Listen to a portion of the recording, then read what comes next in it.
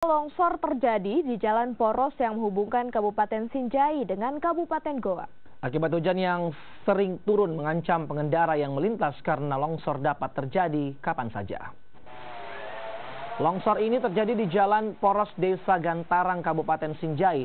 Akibat dari intensitas hujan yang cukup tinggi di daerah ini, BPBD Sinjai dibantu warga berusaha membersihkan material longsor yang menutup jalan.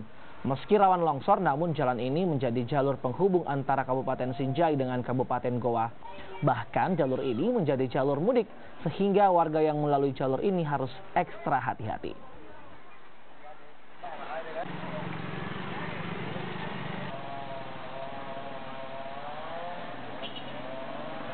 Dan ini jalur mudik, Pak? Jalur mudik. Dilalui dari mana ke mana, Pak? Banyak dari Bone, dari Bulukumba yang sekitaran Tanete itu lebih banyak lewat di sini. Jalan alternatif. Tadi itu banyak orang yang dari Sinjai Kota, dari Tanete sampai antrian di sini. Sekitar 100 meter tadi mobil antrian.